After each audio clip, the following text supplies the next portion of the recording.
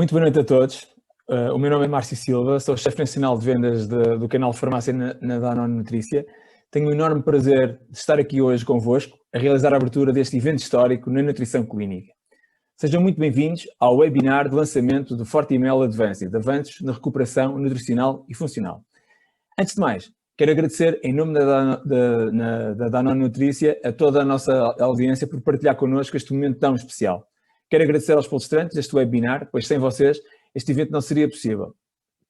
E por último, quero agradecer à equipa da Escola de Pós-Graduação em Saúde e Gestão pela organização deste evento e também por toda a nossa equipa que o ajudou a concretizar. Seguidamente, somente gostaria de partilhar convosco alguns factos que mostram a enorme relevância e importância desta categoria da nutrição clínica atualmente.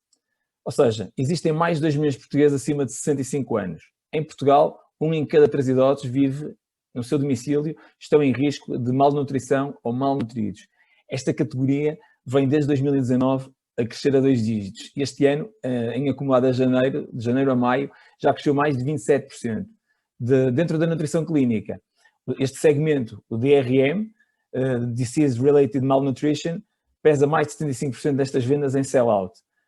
E por último, a farmácia é um ponto de venda mais procurado, representando 91% das vendas desta categoria.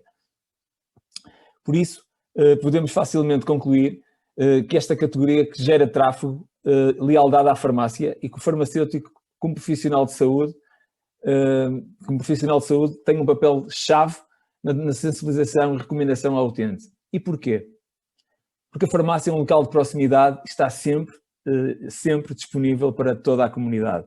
Por isso mesmo, contamos convosco para aumentar ainda mais o impacto que esta categoria pode representar na qualidade de vida dos vossos utentes. Com tudo isto, está dado o mote para o início desta webinar. Passo então a palavra à minha colega Marta Costa, farmacêutica e responsável pelo departamento médico da Danone Nutrícia, que apresentará os palestrantes e será a moderadora deste evento. Tens a palavra, Marta. Muito obrigado a todos. Olá, muito boa noite, obrigada Márcio. É com um enorme gosto que irei moderar esta sessão sobre os avanços na recuperação nutricional e funcional. A missão da Nutrícia é nutrir todas as fases da vida e termos uma enorme responsabilidade em trazer portfólio inovador, cada vez mais personalizado, à semelhança do que acontece nos medicamentos. Isto só é possível porque todos os nossos suplementos nutricionais orais são previamente estudados em doentes no âmbito de ensaios clínicos. E somos também responsáveis por formar os profissionais de saúde, hoje nomeadamente os farmacêuticos, em capacitá-los para poder identificar os doentes e saberem recomendar. O farmacêutico comunitário é sem dúvida um profissional que conhece muito bem a comunidade, mas que se sente muitas vezes sozinho nas escolhas que tem que fazer diariamente. Salvo raras exceções, portanto, não existe uma equipa multidisciplinar, como existe a nível hospitalar, para tomar decisões e que estas decisões sejam mais partilhadas. Na farmácia, esta decisão está muito centrada, quer no farmacêutico, quer no doente. E para hoje convidamos um painel de experts na gestão da sarcopenia, um painel multidisciplinar que passa a apresentar o nosso primeiro palestrante, o Dr. Marco Narciso, é médico internista, especialista em geriatria e trabalha no Centro Hospitalar de Lisboa Norte e pertence também ao Núcleo de Geriatria da Sociedade Portuguesa de Medicina Interna. Irá abordar a sarcopenia, em que consiste.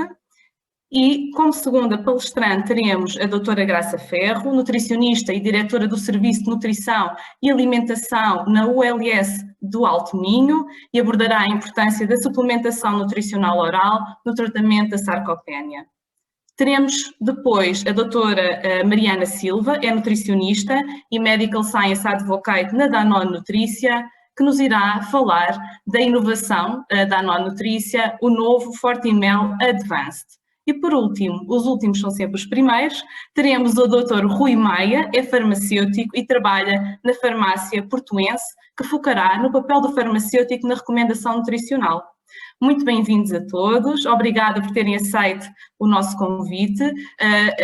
Aproveito também para incentivar desde já a audiência a colocar as questões que serão depois respondidas no final das apresentações. Muito obrigada a todos e passo a palavra ao Dr. Marco Narciso. Olá, boa noite. Muito obrigado pelo convite. Portanto, se calhar em relação à apresentação falta-me fazer o disclaimer, portanto, pensar em conflitos. A minha principal atividade é como clínico, digamos que o meu principal interesse de facto são os doentes.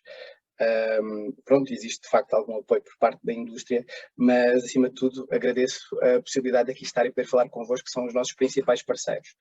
O meu segundo disclaimer é que eu também sou cliente de farmácia e também, nomeadamente, mesmo por razões também pessoais, em relação à nutrição clínica, também sou e fui cliente, portanto, do ponto de vista familiar, e percebo bem o papel, tive uma percepção importante do que é o papel mesmo da farmácia e tenho muito gosto em estar aqui. Aquilo que me foi pedido acaba por ser um bocadinho injusto. Porquê? Digamos, se pensarmos o mais engraçado, poderá ficar para a doutora Graça. O que eu queria fazer era, no fundo, partilhar um pouco aquilo que é a minha experiência, ou se calhar a minha percepção desta doença, pedir-me para descomplicar uma coisa, mas não falar daquilo que é, ou não vou poder falar daquilo que vai ser a atividade prática e o papel do farmacêutico. E isso provavelmente será aquilo que mais vos interessa. De qualquer das maneiras, neste bocadinho, o que eu queria fazer era pensar no que seria a importância e explicar-vos o porquê de estarmos a falar nesta patologia e como é que diagnosticamos. Se calhar também, eventualmente explicando um pouco algumas batotas que nós fazemos no dia-a-dia, tendo em conta as condições que existem. E depois, qual é o doente padrão? Com isto, pretenderia dar-vos uma ideia daquilo que seria o cliente provável, os doentes que provavelmente beneficiariam deste tipo de produto e que muitas vezes vão recorrer à farmácia por outras razões. Portanto, para começar, a origem da palavra é sarx, portanto, deriva do grego, carne, pénia, pobreza. Com isto já dizemos quase tudo. A primeira vez que foi utilizado foi em 1980. Portanto, no fundo, descrevia um processo relacionado com a idade e que era caracterizado pela perda de massa magra, a afetação da mobilidade, estado nutricional e independência. Ao longo dos anos, o que nunca teve muito consenso é exatamente qual o papel, se seria doença, se seria sintoma, e se a quantidade de massa magra, portanto, a massa muscular era mais importante do que propriamente a função, a força ou mesmo a incapacidade do doente. Ao longo dos anos isto acabou por mudar um bocadinho, já vamos falar na definição atual e no porquê desta importância, mas para começar por dizer que a mim, portanto, trabalho no Centro Hospitalar de Lisboa Norte, trabalhei muito tempo na nossa clínica universitária de geriatria, que entretanto agora foi extinta, por razões que são administrativas, de gestão hospitalar pós-crise financeira, mas no fundo tenho estes doentes e este diagnóstico, o que vai querer dizer é que eu tenho um doente que tem pior prognóstico. Portanto, está associada a aumento de quedas e fraturas, fragilidade, incapacidade, diminui a independência, a qualidade de vida e, por si, é um fator preditor de mortalidade, não tão importante para o dia-a-dia da gestão terapêutica do doente, mas muito importante no plano macroeconómico e a todos preocupa, com o aumento dos custos de saúde, quer para o país em si, tendo em conta a necessidade terapêutica e das opções de apoio, nem que seja na comunidade após fratura local do fémur, que é um doente que tem quedas recorrentes e provavelmente também osteoporose, quer também para o próprio doente os custos inerentes ao seu tratamento que vão apenas dele depender. Portanto, efetivamente, estamos a falar de um diagnóstico que, por si, pode estar associado a uma degradação da qualidade de vida e bastante marcado. Basicamente, a dizer que existem três grandes síndromes entre malnutrição, desnutrição, caquexia, nomeadamente oncológica, a sarcopenia em si, que se podem misturar um pouco, e pode haver alguma confusão no dia a dia. Na prática, a referenciação em si, para sinalizar estes doentes, acaba por ser relativamente semelhante. É necessário um diagnóstico e uma ação multidisciplinar nestes doentes, mas aqui vamos falar principalmente de sarcopenia, que portanto, seria tendencialmente a primária. Com isto, o que eu queria era, se calhar agora aproveitar para falarmos um bocadinho, ou para ter mais ou menos uma noção da audiência, do que é que pensaria. Eu perguntava-vos, portanto, um doente de 82 anos, independente, gera 2 negócios e é regular na meia maratona, para isto é um doente meio recente. Este doente, assim, sabendo isto, diria, portanto, vamos agora aqui fazer o quiz, peço-vos, portanto, que respondam portanto, se ele terá sarcopenia ou não terá sarcopenia. Portanto, por mim, poderia começar o quiz, por apoio. Portanto, se calhar, o que vos teria a dizer é que, com isto, e só com estes elementos, alguns de nós já poderiam, estatisticamente, provavelmente, acertar. Mas, se calhar, agora acho que já podemos interromper o quiz.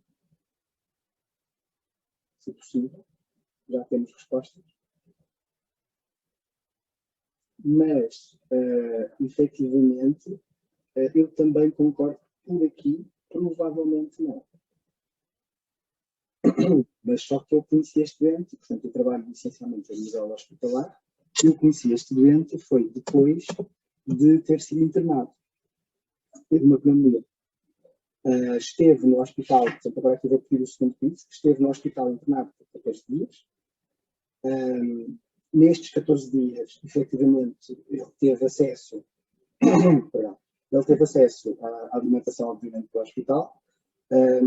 Ele tinha acesso à fisioterapia no internamento, até para manutenção da atividade, não tanto pelo benefício que tivesse.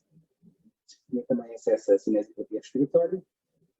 E 14 dias depois, a minha pergunta agora é o que é que achariam? Terá ou não terá sarcopenia? Perdão, se pudéssemos ter respostas. Voltar.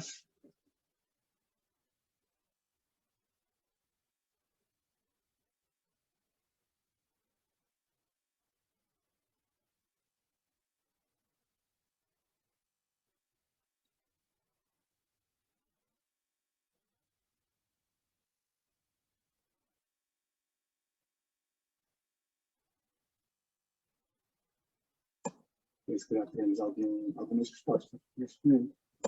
Doutor Marco, posso pedir um favor? Pode-se tentar aproximar, por favor, um pouco mais do microfone? É que, entretanto, começámos a ouvi-lo um pouco pior.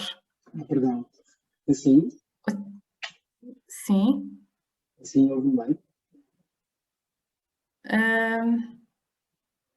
Acha que consegue mais próximo?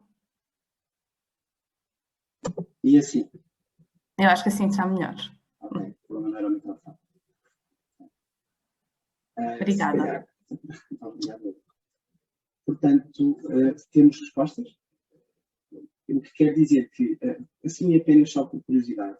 Fiz esta pergunta há 15 dias a um painel de médicos, muito curto. E as perguntas foram 50-50, da primeira vez.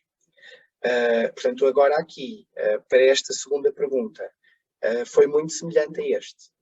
E porque é que, portanto, de certa maneira eu diria que portanto, neste momento, eu acho ainda que podem, portanto, acho que acertaram mais, ou pelo menos estamos mais de acordo do que efetivamente com os meus colegas. Com isto, o que eu queria dizer, ou para mensagens, principais mensagens, é que o principal fator de risco, efetivamente, é a idade. Quando nós pensamos em massa magra, sabemos que há um pico, portanto, após a adolescência, portanto, no início da idade adulta, e a partir daí haverá um declínio da massa muscular, sendo que já naquilo que nós chamamos de terceira idade, após os 75 anos, aquilo que é a força e inerentemente também a funcionalidade, portanto a independência, acaba por diminuir.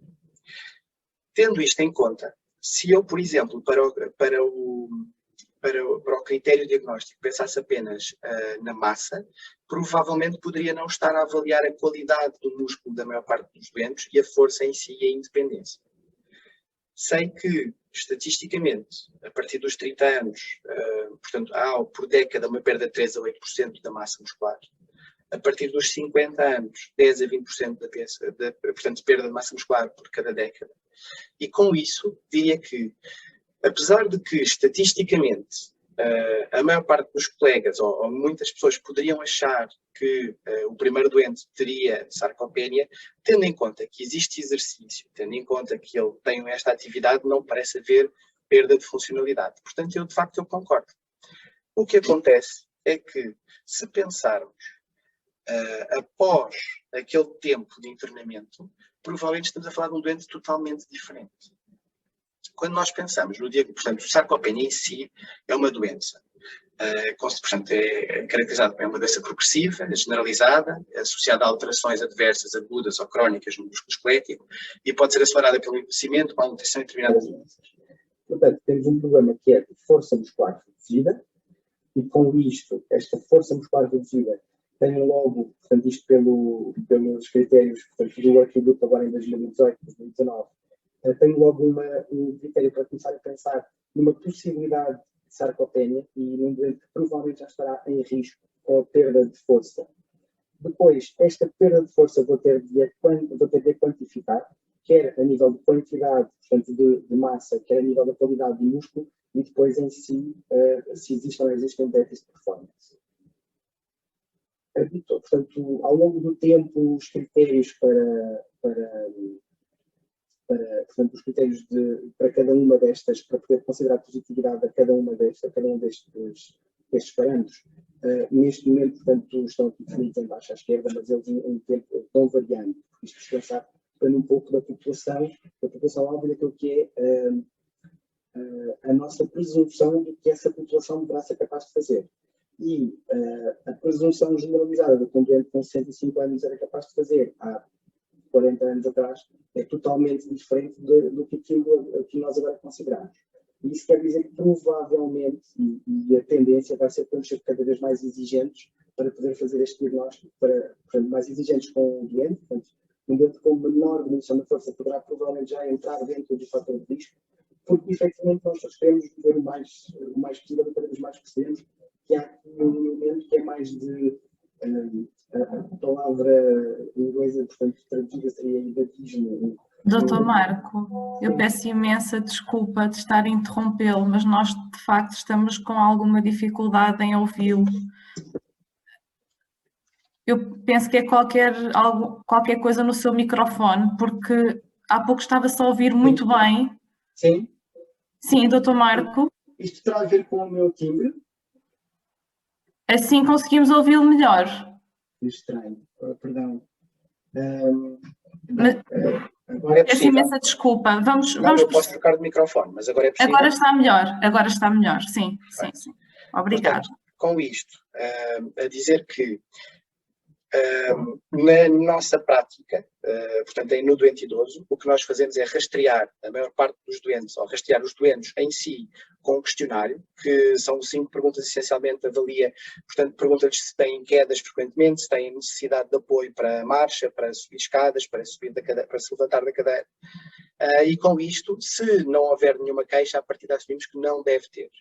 Mas se houver algum sinal, daí vamos avaliar a força. Os meus doentes no internamento, a maior parte das vezes já têm uma perda de performance, que torna tudo muito mais fácil. O gestalt do doente em si já me dá uma noção de que provavelmente aquele doente vai ter sarcopenia. Isso facilita-me porque muitas vezes não tenho acesso à ressonância magnética, a TAC e a outras técnicas de avaliação da massa muscular. O envelhecimento em si depende principalmente da idade, como disse. Se, portanto, no indivíduo jovem, após a alimentação, existe efetivamente um nível de anabolismo em que existe, de facto, a capacidade de construir músculo, que com a idade vai passar a haver uma resistência anabólica, portanto, uma resistência aos mediadores que no fundo vão provocar vão promover este crescimento muscular, portanto, este crescimento do músculo esquelético. Em si, o que isso quer dizer é que, para o idoso, se não houver algo que estimule, a tendência será perder. E isto é a importância, por exemplo, do exercício. Para além disso, déficit de vitamina D é também um outro fator. Depois, há outra particularidade. Os meus doentes internados, depois de 7 dias, têm um risco de perda de massa muscular muito maior do que, por exemplo, um idoso, do que, por exemplo, um jovem. Eu consigo ter, a nível da massa, uma perda de 1 kg em 7 dias, portanto, da perna.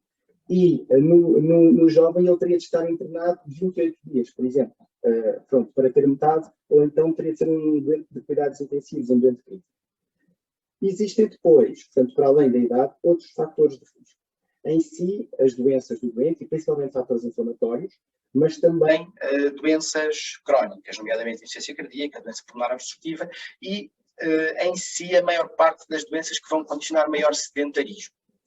Depois, como falámos, existe aquilo que chamamos de sarcopenia secundária, se quiser, em que tem também a ver com malnutrição. E, efetivamente, se não existe aporte, necessariamente não vamos conseguir ter uma construção do tecido muscular, portanto, favorável. Principalmente, para além do contexto nutricional, eu gostava aqui de dizer que há o contexto iatrogénico, os nossos doentes que estão internados e que têm alta, os nossos doentes com doença crónica e que fazem várias medicações e que muitas vezes, quer por doença osteoarticular, quer por doença cardiorrespiratória com maior sedentarismo, quer porque fazem corticoides, portanto, anti-inflamatórios, haverá um fator predisponente para a perda de massa muscular. Por que é que isto é importante?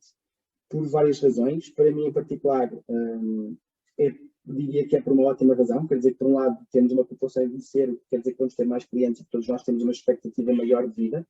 Por outro lado, é importante porque os nossos doentes não estão necessariamente a envelhecer bem. E na comunidade eu sei que até aos 60 anos a prevalência desta doença em si estima-se que seja até 13%, mas depois dos 80, 50% deles têm de facto perda de massa, com perda de força e eventualmente com perda funcional. E isto acaba por ser importante, porque muitas vezes ainda estamos a falar de idosos que estão sozinhos. No internamento muscular, no internamento hospitalar, então a perda muscular é muito mais importante e se calhar era o que eu diria, é o principal fator a considerar. Um doente que tem alta hospitalar, nem que seja por insuficiência cardíaca, que não tem nada a ver com acidente de viação, não tem nada a ver com algo em que me leva a pensar em sofrimento de músculo, mas houve um sedentarismo, houve um agravamento de fatores inflamatórios, o internamento hospitalar em si já sei que é um grande fator importante a chamar a atenção. Portanto, eu diria que suspeitar sempre de que provavelmente haverá um benefício de uma estratégia ou de uma referenciação, sinalização, identificação de doentes para poder ter uma estratégia específica de tratamento, ou então, se houverem já mesmo queixas que levem a pensar portanto, na perda de funcionalidade, nomeadamente as quedas, fraqueza, atrofia muscular, lentidão, perda de autonomia. Existem duas coisas, principalmente hoje em dia, para tentar reverter isto que é um processo que, a não fazer nada, será provavelmente progressivo e inexorável na maior parte da população, que tem a ver com o exercício, a promoção do exercício, e nos doentes que já têm sarcopenia, pensar em exercício para tentar reduzir o estímulo, portanto, reduzir a sensibilidade ao estímulo anabólico e a suplementação nutricional que a doutora Graça Ferro nos irá falar daqui a pouco. Se calhar eu gostava também de trazer mais uma reflexão. Se aqui que eu acabaria, nos nossos idosos, provavelmente, para além disto, portanto, estes fatores-chave que nos devem chamar a atenção, há também a pensar, provavelmente haverá já déficits nutricionais que são culturais e que têm a ver com a sua vida sedentária e o facto de que à noite comem fava com manteiga e consideram que isso é saudável. Portanto, por mim, terminaria aqui, agradecer à doutora Graça Ferro e apenas com este desafio, porque em 2055 todos, com muito trabalho e com atenção a estas questões, consigamos ser o mais cuidadosos possível. Obrigado.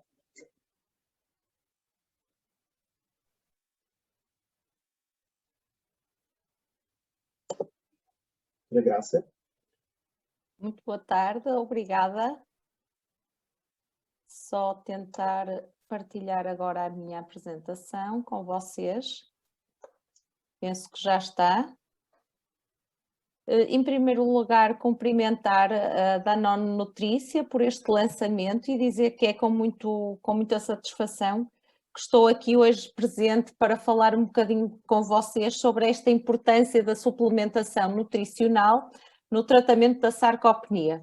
Portanto, uma causa que realmente nos preocupa. Eu também trabalho a nível hospitalar, tal como o Dr. Marco, e portanto muito na área da medicina interna, tal qual como ele.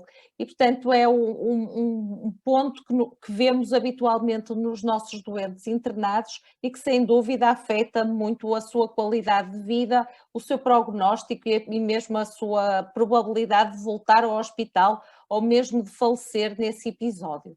E portanto, como o Dr. Marco nos acabou de dizer, realmente o processo do envelhecimento está associado a esta perda progressiva da massa muscular e não só da massa, mas também com diminuição da força e da resistência física. E sem dúvida que isto define-se a sarcopenia. Sarcopenia é essa, como vimos, a massa muscular vai reduzindo década a década, a partir dos 40 anos, sendo mais acentuada essa perda a partir dos 70 anos.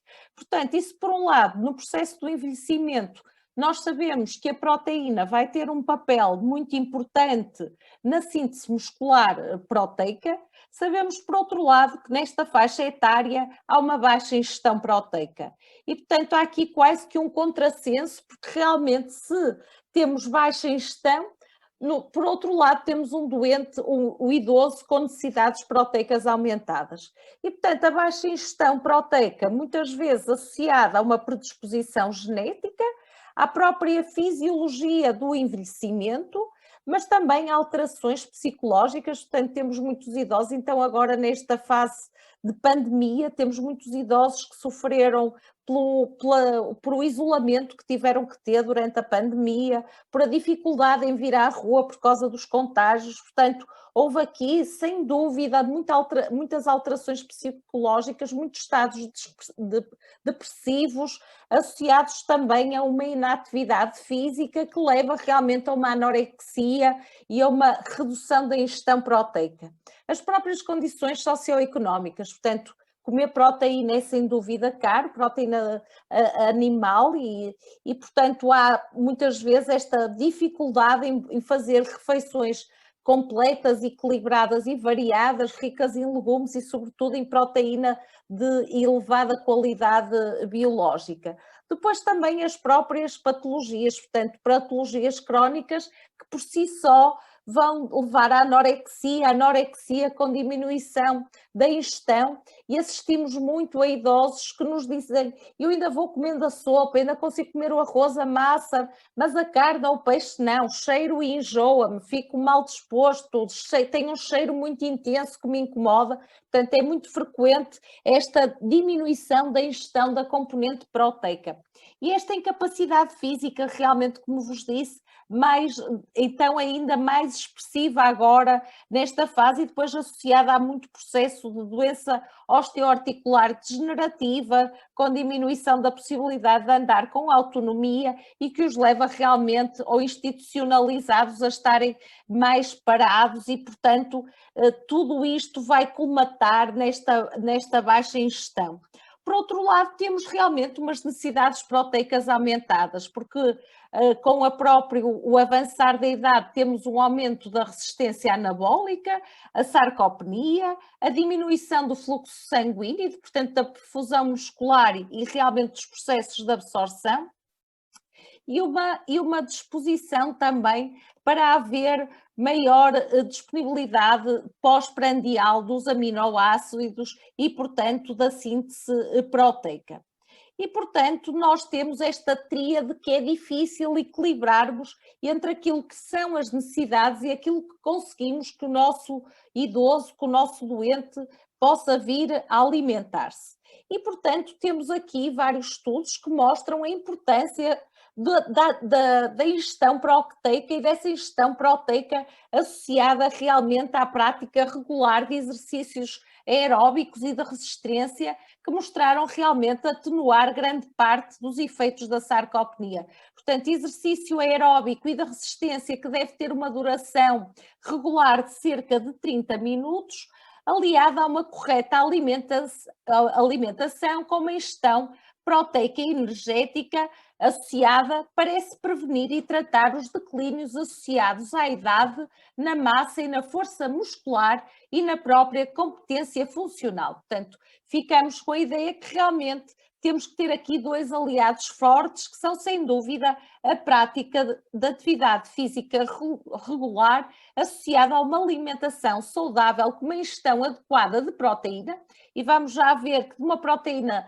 de elevado valor biológico, portanto não é a proteína por si só, mas sim a sua qualidade que vão, sem dúvida, interferir com a possibilidade de melhorarmos esta síntese muscular. E, portanto, a prática e a alimentação completa, equilibrada e variada terão aqui um papel muito importante para promover um envelhecimento saudável. Portanto, temos vários estudos que nos mostram a importância da proteína e, portanto, podemos ver aqui neste estudo o ProTage que realmente esta manutenção de uma recuperação da massa e da função muscular é recomendada no idoso uma ingestão proteica que poderá ser realmente superior aos 0,8 a 1 grama por quilo por dia, que será o mais comumente preconizado para o adulto. No idoso já prevemos uma quantidade que pode ir 1 a 1,2 gramas de proteína por quilo por dia, mas quando estamos a falar em idosos fisicamente ativos, já nos falam na recomendação superior a 1,2, e no idoso com doença aguda ou crónica, e nesta doença aguda ou crónica, sem dúvida que encaixamos aqui a sarcopenia, que está associada à maioria das doenças agudas ou crónicas mais frequentemente encontradas nos nossos idosos, portanto um teor proteico de cerca de 1,2 a 1,5 gramas por quilo por dia, que poderá atingir os 2 gramas se os doentes estiverem gravemente desnutridos. Portanto, um limiar proteico mais elevado do que para o adulto numa fase abaixo dos 65 anos e, sobretudo, relacionado com a condição da doença e aumentando com esta. Aqui a exceção será, sem dúvida, a doença renal crónica, pré-diálise, que aí sim teremos que ter algum cuidado na recomendação dos valores mais elevados de proteína. Outro estudo que nos diz que realmente a soroproteína, ou a soroproteína, a proteína de soro do leite, a proteína whey, que aumenta os efeitos do fortalecimento muscular dos exercícios de resistência, nomeadamente um aminoácido essencial também que a constitui, que faz parte da sua composição, que será a leucina. Portanto, um suplemento enriquecido com leucina veio mostrar que deve ser usado para evitar a perda muscular, e já à frente vos falarei um bocadinho com mais pormenor sobre esta característica. Também falar-vos que realmente com o envelhecimento e todas as condições que vimos, diminuição do fluxo sanguíneo, da resistência anabólica, o limiar anabólico do idoso é maior do que é maior nos indivíduos mais velhos, ou seja, em relação a um jovem, ou seja, enquanto que num adulto jovem poderá comer uma maior quantidade de proteína e essa proteína ser aproveitada, no idoso sabemos que só apenas 25 a 30 gramas de proteína por refeição conseguem atingir a síntese muscular preconizada e que essa refeição, nessa proteína, que deve conter cerca de 2,5 a 2,8 gramas de leucina para poder haver uma melhor e mais rápida e mais eficaz síntese muscular proteica. Portanto, o idoso não basta que faça uma ingestão numa das refeições de um grande teor proteico, mas sim que ele seja fracionado ao longo das refeições, porque realmente só vai ser conseguida a absorção e vai ser conseguida a síntese muscular com a cerca dos 25 a 30 gramas de proteína por refeição. Outro aliado muito importante, o micronutriente que já nos falou o Dr. Marco, a vitamina D, que sabemos que em Portugal, e o Inquérito Alimentar Nacional da Alimentação e da Atividade Física veio-nos mostrar que mais de 60% dos portugueses adultos encontram-se em situação de insuficiência ou mesmo deficiência de vitamina D. E o estudo de Nutrition no P65, feito em idosos com mais de 65 anos, com uma amostra representativa da população portuguesa, mostrou-nos que cerca de 40% dos idosos tinham mesmo deficiência em vitamina D. E essa deficiência é justificada sobretudo pela baixa ingestão alimentar desta vitamina, muitas vezes aliada também à baixa exposição solar, nomeadamente hoje em dia e mais em voga e realmente para a proteção do cancro da pele, a utilização da proteção solar de maior potência, mas que por um lado com maior índice de proteção, que vai reduzir sem dúvida a absorção da vitamina D e friso mais uma vez nesta altura pandémica em que as pessoas estiveram muito mais recolhidas no domicílio ou no seu lar, é uma das principais razões que justifica esta elevada prevalência de deficiência ou mesmo insuficiência desta vitamina e, portanto, sem dúvida que a suplementação ou utilização de alimentos fortificados de vitamina D é muito importante. A norma da DGS, a norma de orientação da DGS, publicada em agosto de 2019, vem-nos mesmo dizer que a vitamina D, quando está em deficiência, que em adultos e idosos com menos de 70 anos é importante se fazer uma suplementação de 600 unidades internacionais por dia, em idosos com mais de 70 anos, essa recomendação,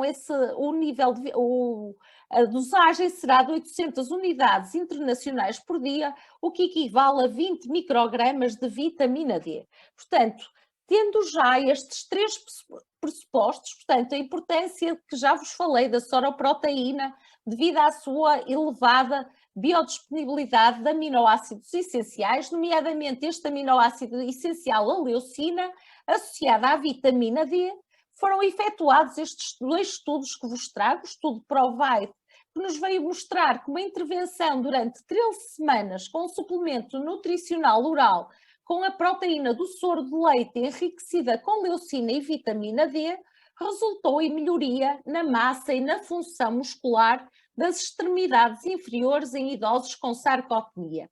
E por seu lado, o estudo IRIS também nos vem mostrar que em idosos com sarcopenia institucionalizados para reabilitação, a administração de uma fórmula nutricional à base da proteína do soro do leite, enriquecida com leucina e vitamina D, melhorou o desempenho físico, a massa e a função muscular, reduzindo as complicações associadas e os custos dos cuidados de saúde.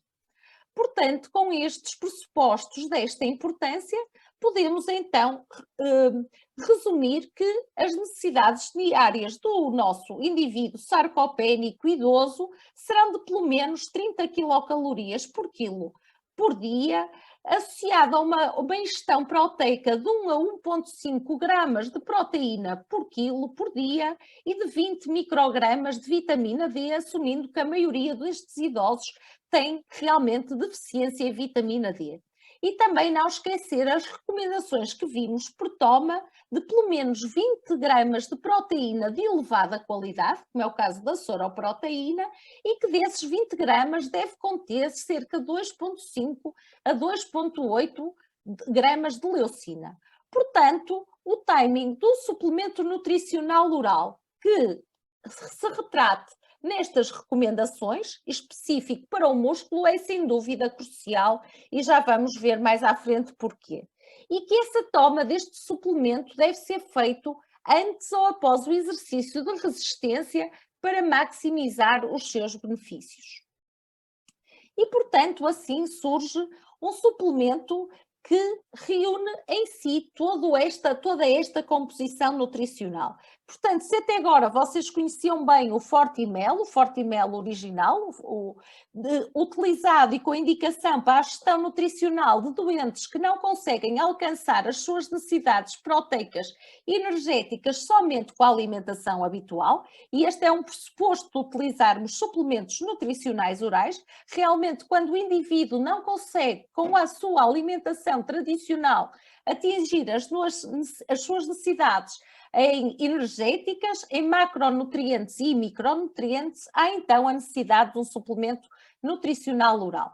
E se nós compararmos o Fortimel original, já um suplemento hipercalórico e hiperproteico, com este novo Fortimel Advanced, portanto indicado para a gestão da malnutrição com perda de massa muscular e ou sarcopenia, vemos que realmente a sua composição é de soroproteína, portanto, enquanto que teríamos uma composição de soroproteína, caseína, ervilha e soja no Fortimel original, temos agora uma composição exclusivamente em soroproteína, enriquecida com aminoácidos essenciais, nomeadamente com 3 gramas de leucina e ainda com 10 microgramas de vitamina D.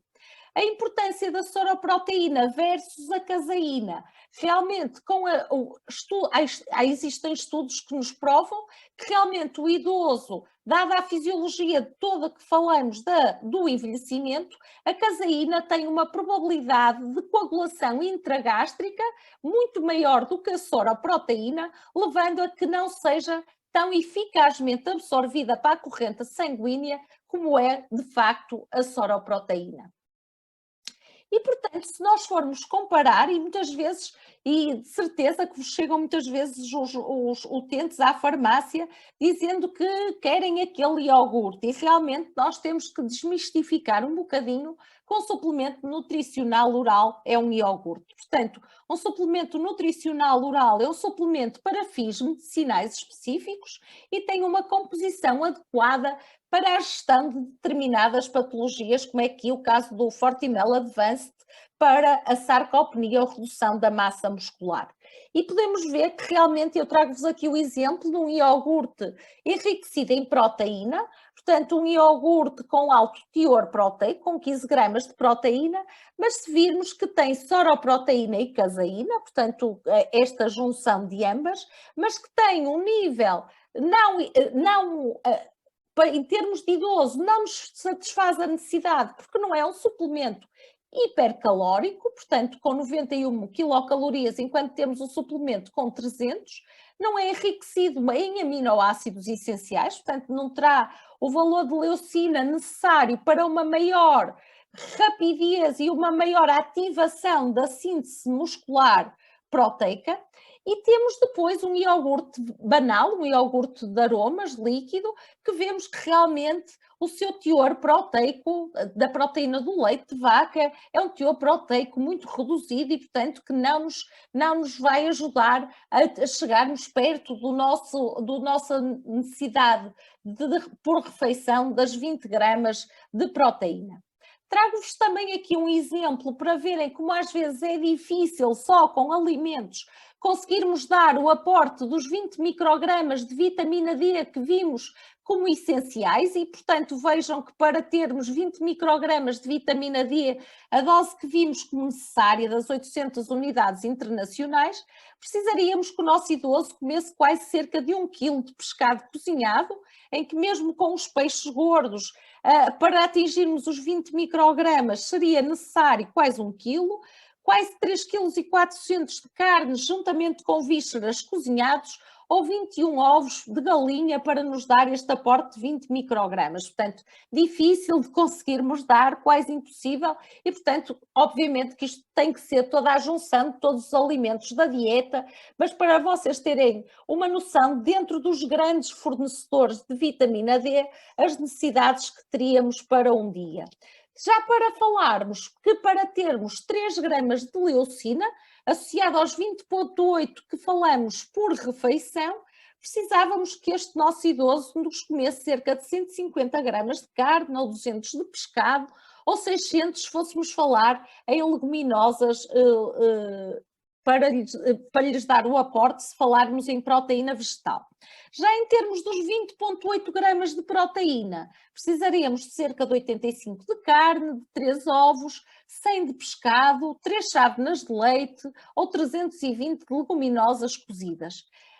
Como sabemos, o idoso tem vimos que tem pouca percepção e pouca vontade de comer grandes fontes proteicas. E eu trago-vos aqui um exemplo que acho que é um bocadinho esclarecedor do que se passa na maioria dos idosos. Vamos falando no idoso que vive sozinho ou com o seu esposo, companheiro ou marido em casa e já com alguma limitação funcional e que muitas vezes os seus dias típicos são isto, um chazinho ao pequeno almoço e um pão até com uma fatia de queijo, mas em que temos aqui um aporte de 10 gramas de proteína. A meio da manhã, que até possa fazer uma merendazinha de uma peça de fruta e umas bolachinhas Maria e temos 1,5 gramas de proteína. Ao almoço fará uma refeição mais completa, com uma sopa de legumes, um prato com 100 gramas de um bife de peru, arroz, salada de alface e uma peça de fruta e aqui um aporte de 32 gramas de proteína, que seria o aporte, sem dúvida, necessário dos 20 gramas que vimos, 20 a 30 do limiar anabólico. Ao lanche teríamos um iogurte e um pão com manteiga e temos um fornecimento de 11 gramas de proteína. À noite, o vulgar, que ainda há bocadinho o Dr. Marco falava nas torradinhas com manteiga. Eu aqui arrisquei numa sopa de legumes e numa peça de fruta assada, muito apreciada por os idosos, a fruta assada. E vejam, temos 1,6 gramas de proteína. E antes de dormir, bebe um chazinho e come 3 bolachas e vai outro 0,5 gramas de proteína. E, portanto, fazendo aqui uns cálculos para um indivíduo de 60 quilos, com 1,60 m, em que as suas necessidades dos 30 quilocalorias por grama por dia daria-nos, portanto, as 1.800 quilocalorias, 1.800 calorias com 1,5 gramas de proteína, daria-nos 90 gramas, que seria o aporte necessário deste idoso. E vejam-nos que, com a alimentação, conseguimos apenas um aporte de 58 gramas de proteína e que pelo menos 2 a 3 momentos com um limiar de 20 a 30 gramas de proteína só atingiu apenas numa refeição. E, portanto, daí a importância de podermos necessitar de suplementar o nosso idoso e de beneficiar com esta suplementação.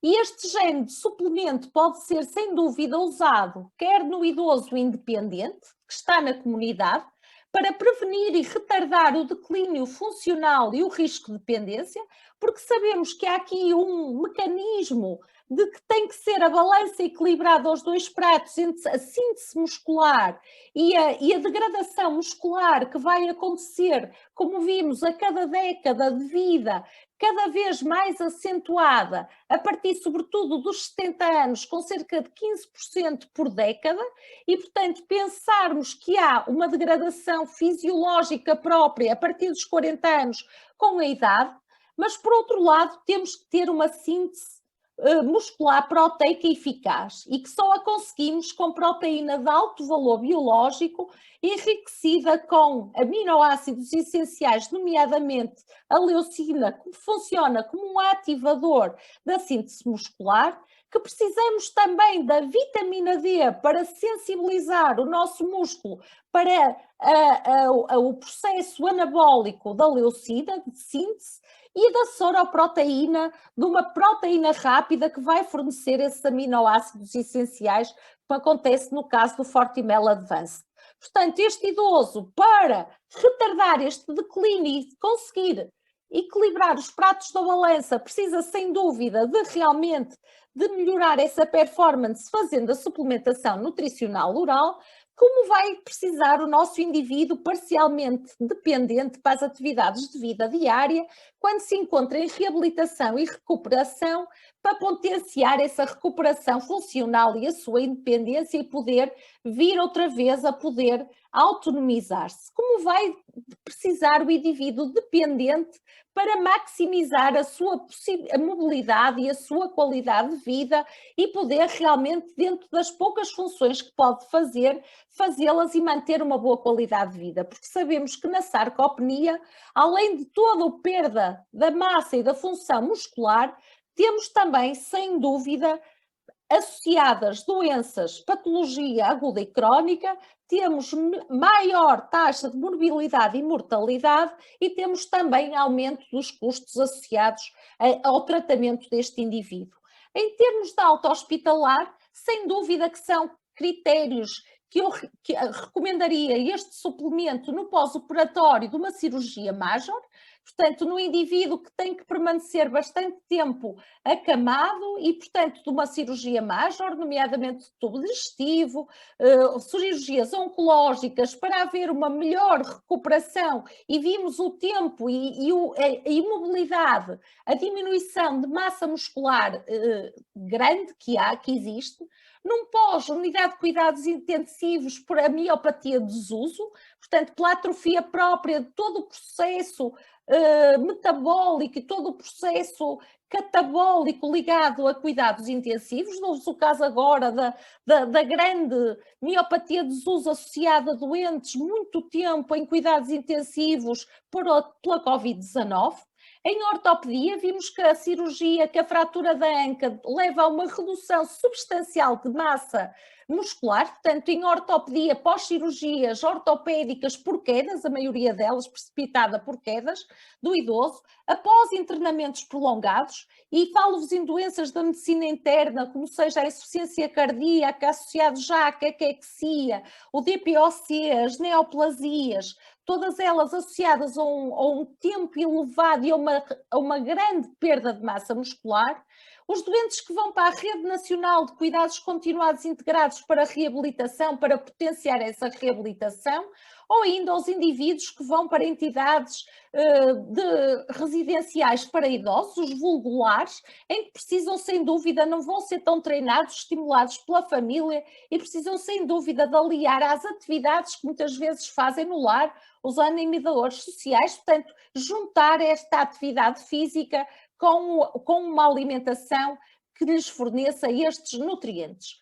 Os suplementos nutricionais orais, pegando um bocadinho aqui nas guidelines da ESPAN para nutrição no idoso e hidratação, diz-nos isto que eu já vos tinha dito, que os idosos que apresentem doenças crónicas devem efetuar suplementos nutricionais orais quando o aconselhamento e a fortificação alimentar não forem suficientes para aumentar a ingestão alimentar e atingir os objetivos nutricionais.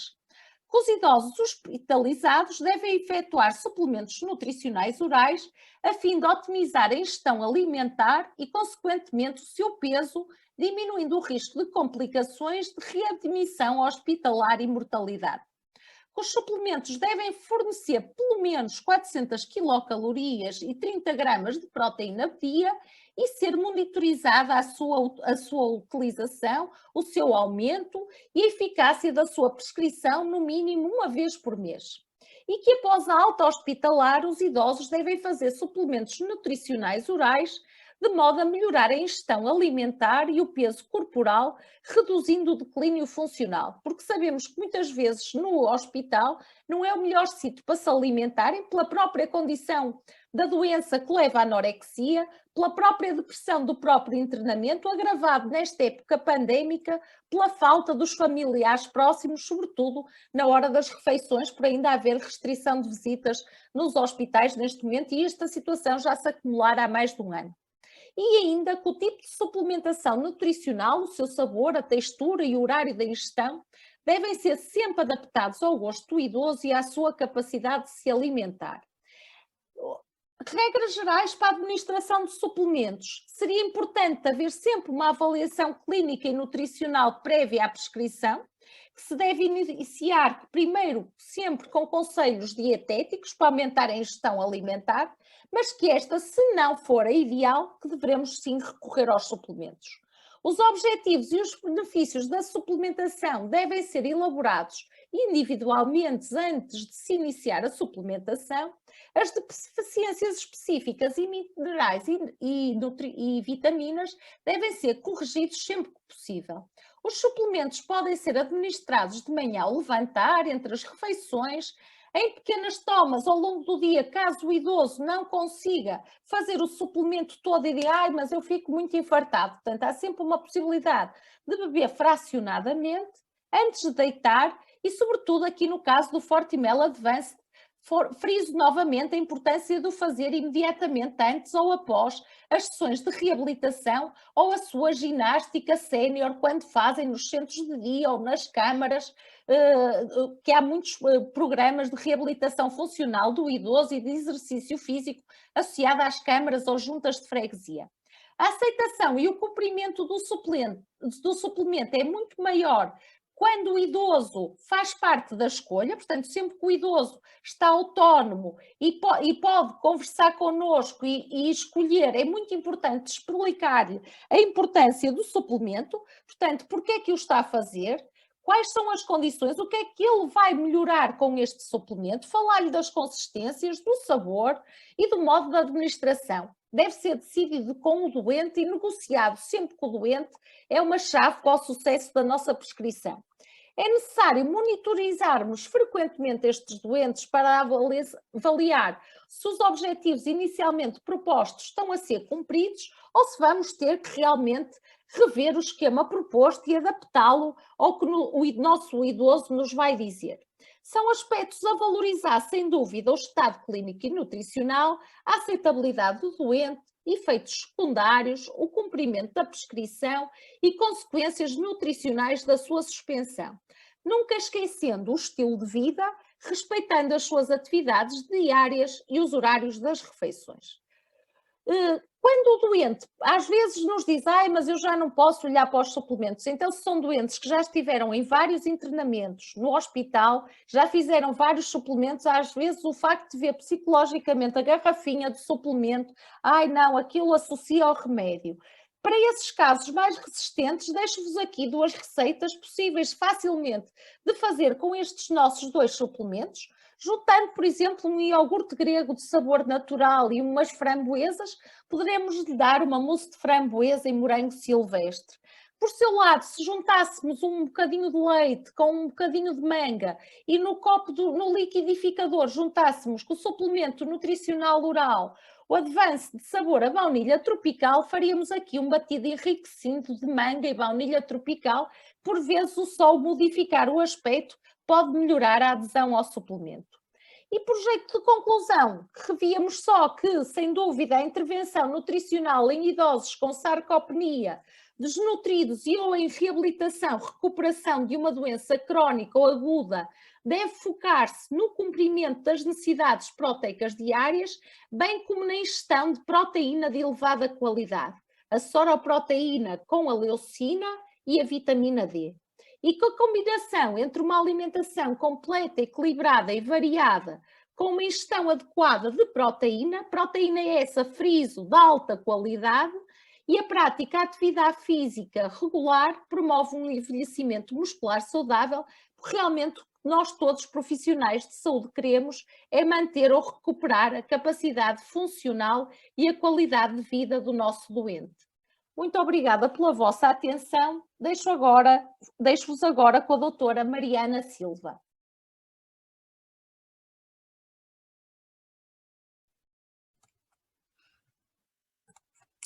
Antes de mais, boa noite a todos.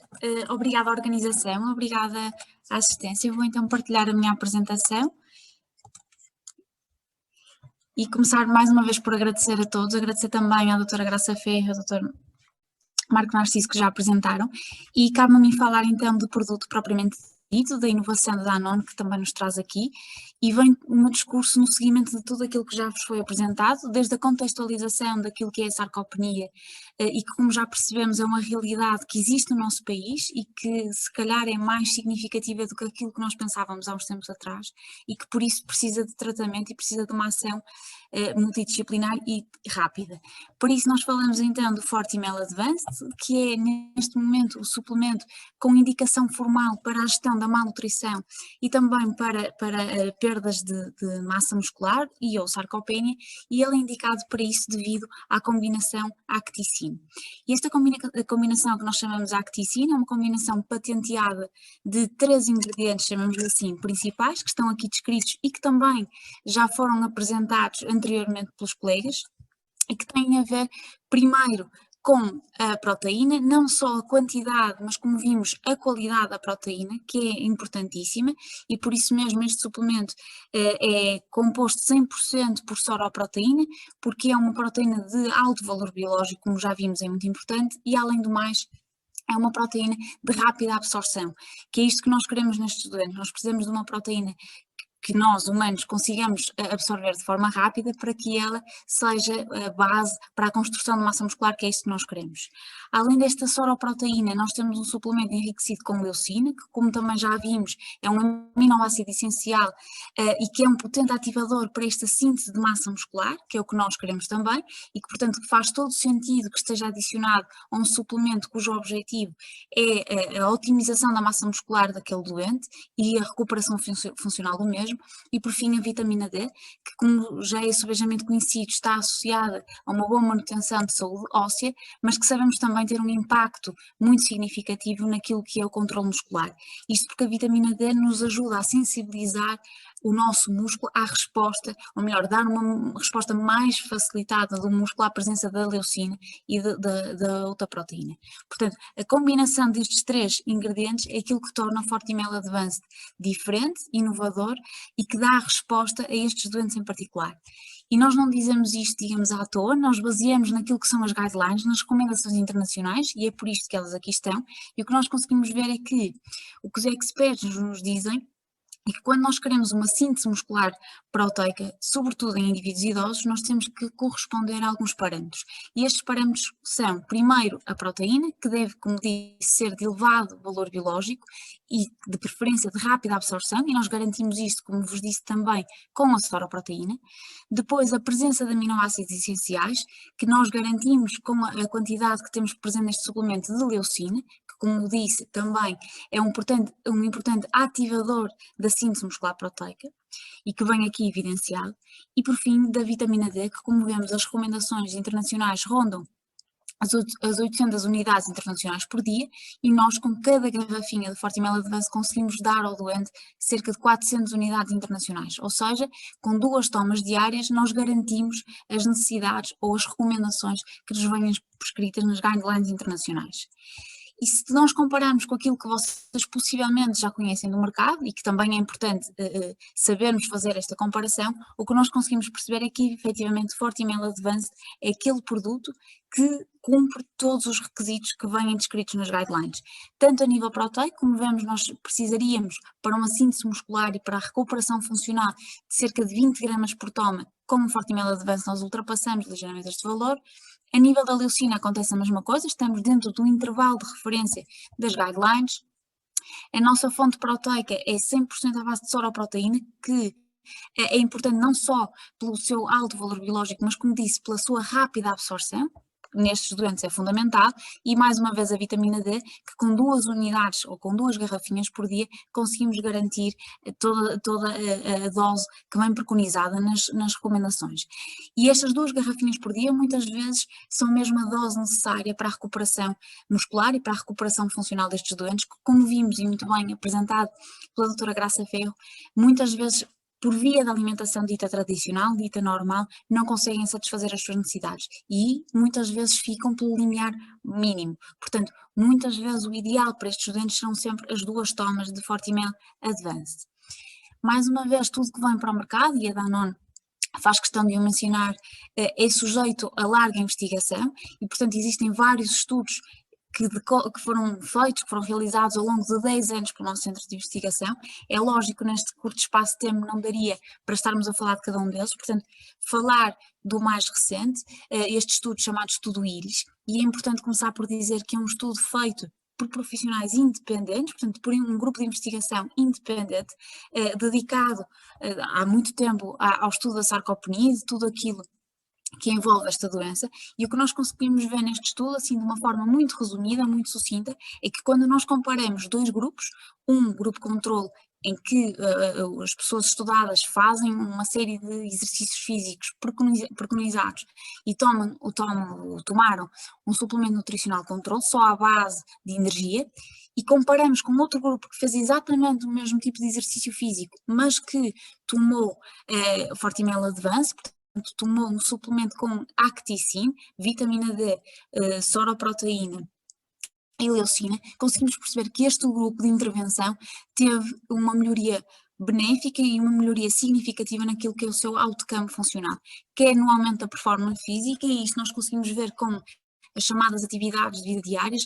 As pessoas começam a ter mais facilidade em subir escadas, em levantar-se da cadeira, em caminhar de forma mais célere, como em quantidade de massa muscular, neste caso de massa magra, e também na autonomia, obviamente, que daqui advém. Portanto, se uma pessoa tiver uma composição nutricional mais adequada, que advém de uma maior massa muscular e, obviamente, de uma força muscular que está relacionada com esta quantidade de músculo, obviamente que será uma pessoa mais autónoma, porque tem mais capacidade para se movimentar, tem mais capacidade para fazer as suas atividades de vida diárias. Portanto, neste estudo nós conseguimos ter a certeza, mais uma vez, de que esta tríade, esta mistura única destes 3 ingredientes juntos nestas quantidades funcionam e têm um impacto muito significativo quando nós estamos a falar de doentes que precisam não só de aumentar a sua massa muscular, mas sim de recuperar a funcionalidade do músculo que foi perdido por algum motivo.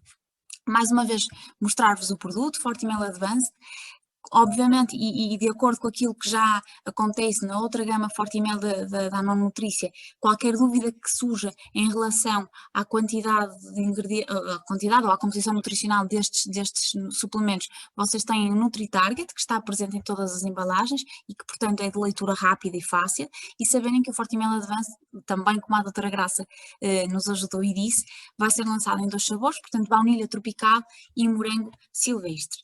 Mesmo para terminar e para tentar, de forma muito sucinta, resumir aquilo que podem ser 2 casos que vos aparecem enquanto profissionais de saúde e ajudar-vos a tentar distinguir quando é que vocês poderiam aconselhar Fortimel Advance ou então outro tipo de suplemento. E, portanto, começo por vos apresentar um senhor de 73 anos, que esteve internado durante cerca de 1 mês, numa unidade hospitalar, e que não perdeu peso durante esse internamento, mas tem-se sentido fraco, tem-se sentido sem força, refere que já tem fraqueza quando tem que subir as escadas lá de casa, que já não consegue com tanta facilidade levantar-se do sofá quando vai para a cama, para ir dormir, mas que se mantém autónomo nas atividades de vida diárias. Portanto, ele acha que não perdeu peso, ou pelo menos nega essa perda de peso, mas sente que já não tem aquela predisposição habitual para as tarefas que fazia sem dificuldade antes deste internamento.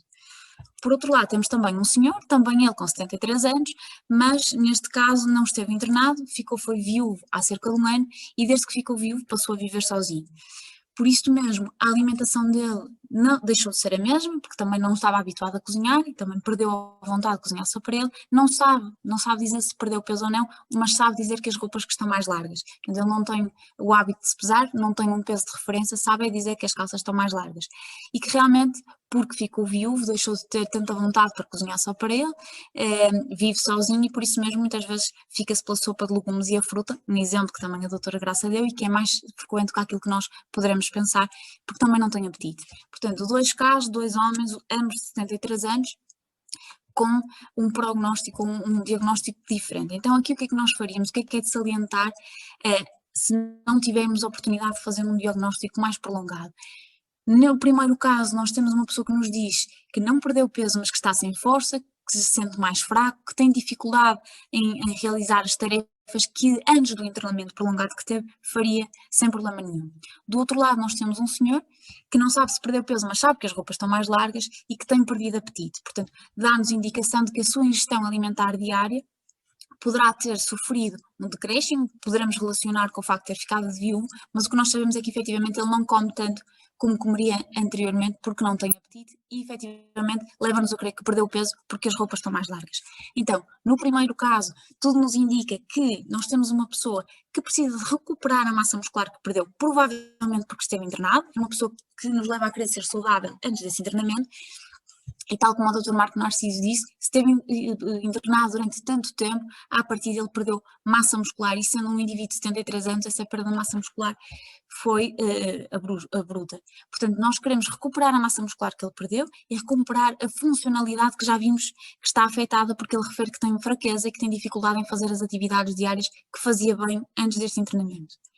No outro caso, à partida, bastava nós suplementarmos, neste caso com Fortimel, um suplemento hipercalórico e hiperproteico que vocês já conhecem, porque não é uma pessoa que teve um desuso muscular, é uma pessoa que pura e simplesmente, neste caso, provavelmente porque passou a viver sozinho, deixou de se alimentar de forma adequada, baixou a sua ingestão energética, a sua ingestão proteica diária e por esse motivo está a perder peso, precisa de algo que o ajude, até porque ele não tem apetite e, portanto, dificilmente, se nada muda, ele vai começar a comer mais face àquilo que tem feito durante o último ano. Portanto, num caso nós temos perda de massa muscular em que nós conseguimos perceber que à partida tem a ver com o internamento prolongado que sofreu, essa perda de massa muscular já se reflete numa perda de função, porque o próprio utente diz que tem dificuldade em fazer atividades que para ele eram fáceis até ao momento em que foi internado, e do outro lado temos uma pessoa que não se queixa disto, mas sim de que vai perdendo apetite, deixa de comer como deve ser para fazer face às suas necessidades e, portanto, nós temos que dar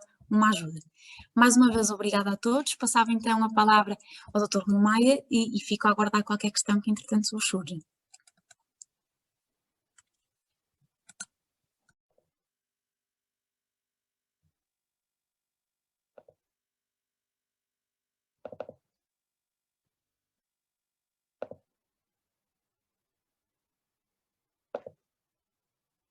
Ora, boa noite a todos. Quero desde já agradecer o convite que a Danone Nutricia me fez para falar sobre o papel do farmacêutico na recomendação nutricional, cumprimentar também todos os colegas de painel e trazer então aqui aquilo que eu acho que é ou que será o papel mais importante do farmacêutico nesta temática. Obviamente que a profissão farmacêutica já existe há muitos anos, somos essencialmente especialistas do medicamento, contudo nos últimas 2, 3 décadas tem havido alguma evolução da nossa profissão, devido também à posição privilegiada que vamos tendo junto da comunidade, e isto permite-nos intervir em situações que normalmente não eram o nosso foco. Na recomendação nutricional, será importante, e aquilo que eu acho e entendo que seja o papel mais importante que nós podemos ter é na identificação das pessoas em risco de malnutrição ou até em risco de sarcopenia. Aquela característica importante do farmacêutico de comunidade, que é a sua proximidade, a sua disponibilidade, o facto da farmácia estar sempre disponível, as suas competências técnicas também, que nos permite uma visão alargada da situação, permite-nos realmente ter um papel muito importante como uma ponte entre os nossos utentes e as soluções que estão disponíveis no mercado para poder ajudar e a solucionar os problemas que eles têm. O que é que é importante falar? É na possibilidade que nós temos então de identificar pessoas em risco.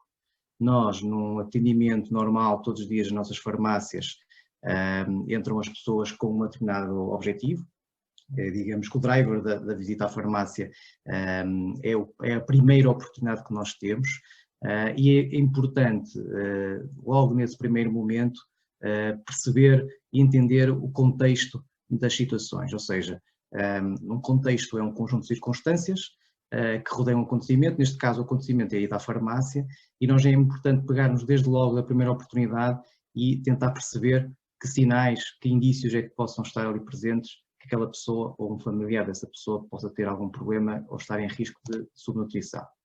Obviamente que a pessoa normalmente vai à farmácia para que seja dispensada uma receita médica ou pedir um aconselhamento, e essa realmente é a primeira oportunidade.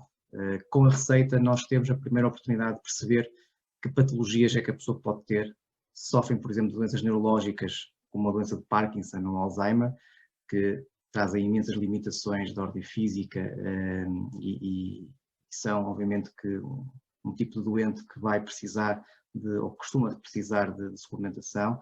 As doenças oncológicas são também doenças muito exigentes do ponto de vista nutricional e são importantíssimas, aliás, é muito importante a intervenção neste tipo de doentes.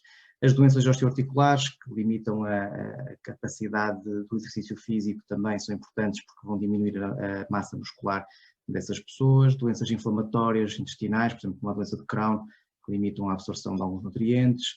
A própria obesidade, a anorexia, doenças metabólicas como a diabetes, são também doenças que podem predispor a algum risco de subnutrição. A Covid-19 é uma doença que infelizmente nos afeta agora que traz em algumas pessoas uma limitação muito grande devido à perda de massa muscular e perda de peso associado. Há pessoas, temos certamente pessoas que nas nossas farmácias relatam que mesmo após vários meses da doença ainda sentem muitas limitações de ordem física. Portanto, são pessoas que possam vir a precisar de suplementação deste nível. Também quando nos procuram para adquirir ortóteses como botas Walker, taulas de Puy, aqueles suportes, os slings para imobilização de clavícula, associado a fraturas, os halteadores Sanita, devido à fratura da anca. Portanto, são indicadores que realmente alguém vai estar com uma imobilização que pode ser temporária, maior ou menor, mas vai ter uma imobilização e pode haver comprometimento da massa muscular nesses casos. Obviamente, doentes da AVC também são doentes com muitas limitações, com uma perda de atividade física bastante grande, com perda de massa muscular, e aqueles pedidos de suplementos alimentares comuns, vulgarmente as vitaminas para isto, vitaminas para aquilo que as pessoas normalmente nos pedem, e como sabemos, ainda não está totalmente interiorizado o conceito do suplemento nutricional. As pessoas entendem as vitaminas, mas por vezes não conseguem perceber a diferença. E cabe-nos a nós, mediante, lá está, nesta primeira oportunidade de entender o contexto que leva àquele pedido de aconselhamento ou àquele pedido da dispensa da receita, perceber se realmente ali haverá indicadores ou indícios de algum risco, pelo menos de malnutrição. E é realmente o primeiro contexto que eu gostava que as pessoas analisassem com cuidado. Depois, obviamente, que estamos a falar do utente, não é? O utente que nós conhecemos muitas vezes, pela frequência com que visita à farmácia, com a sua história clínica, com a sua vivência, que nas suas visitas à farmácia podem dar sinais ou sintomas, ou mostrar alguns sintomas que possam ser digamos que um indicativo de risco nesta área. E são pequenas coisas que nos acontecem todos os dias. O que é que nós podemos, como é que nós podemos detectar isto? Obviamente que conhecemos muitas vezes as doenças que têm, e há doenças que mais tarde ou mais cedo vão causar algumas limitações, ou de ordem física, da capacidade física, ou até nas dificuldades na sua alimentação. Basta observar e vemos muitas vezes que aquela pessoa perdeu peso, perdeu massa muscular, está diferente e é um sinal de alerta. Vamos tentar falar com ela, tentar perceber o que é que se passa, tentar, lá está, perceber o contexto em que está inserida, o que é que terá acontecido para aquilo e tentar então, dessa forma, conseguir ajudar na recomendação, não só do suplemento, mas também em todas as outras coisas que possam ser importantes para a recuperação daquela pessoa. Depois, o facto, por exemplo, de estar à espera da sua vez para ser atendido e, de repente, essa pessoa que costuma estar muito bem procura uma cadeira para se sentar, se a dificuldade de estar em pé, ou até mesmo a pessoa que normalmente esteja se senta à espera, quando é chamado, sente muita dificuldade em se levantar, pessoa que de vez em quando vai à farmácia e que de repente um dia já vem com uma bengala ou que vem com uma canadiana. Portanto, isto demonstra alguma limitação física. E é importante que nós também, enquanto profissionais de saúde e também enquanto muitas vezes amigos ou até conhecidos das pessoas, fazer as questões, perguntar o que é que se passa, perceber o enquadramento, o contexto que está a ser vivido para tentar ver se realmente ali haverá algum risco ou não de malnutrição. nas nossas conversas com os nossos utentes surgem aqueles relatos que toda a gente já ouviu falar, da queixa que a esposa já é a terceira vez que cai, ou que agora já não consegue tratar da roupa, tem que ser a filha a vir ajudar. Isto são sinais que as tarefas diárias não estão a ser conseguidas fazer como habitualmente, ou então há ali estas quedas denotam alguma fragilidade muscular, os comentários até sobre o tipo de alimentação que estão a fazer. Às vezes já há pessoas que se queixam, agora nós, já sabe como é que é, estamos sozinhos, então ao jantar já se faz uma refeição mais ligeira, por até dificuldades. A própria frequência com que vão à farmácia, por vezes, é indicativa de alguma coisa não está bem, porque já custa muito subir e descer as escadas do prédio, ou subir a rua em direção à farmácia, até a dificuldade em pegar nos sacos limita, por exemplo, a visita à farmácia ou à mercearia. Muitas vezes os idosos ou pessoas mais debilitadas fazem uma saída programada de casa em que passam pela mercearia, vão comprar alguma coisa noutro sítio, depois passam pela farmácia, portanto, e essa rotina passa a ser limitada devido às dificuldades físicas. Portanto, são tudo sinais, sintomas que nós devemos estar atentos. Normalmente as pessoas não se queixam disso de uma forma muito direta, mas nós, enquanto profissionais de saúde, enquanto pessoas que contactam frequentemente com essas pessoas, podemos ter esta oportunidade de identificar situações que podem ser perfeitamente corrigidas e trazer com isso uma melhoria nos índices de saúde delas. Obviamente que nós, devido realmente à nossa proximidade com a comunidade e digamos que também o nosso conhecimento dos utentes, criamos laços importantes e acompanhamos as pessoas ao longo dos anos. E com isso, quase sem querer, começamos a conhecer o contexto familiar das pessoas, a profissão que têm, percebemos o estilo de vida, percebemos às vezes as limitações que têm a nível socioeconómico e aqui permite-nos ter uma fotografia bem mais ampla da situação que aquela pessoa pode ter, aquela pessoa ou até algum familiar. Isso também pode ser importante e pode também ser uma oportunidade para intervirmos neste contexto. Reparem que há muitos fatores que podem contribuir para uma pessoa ficar em estado de subnutrição ou até um estado de sarcopenia.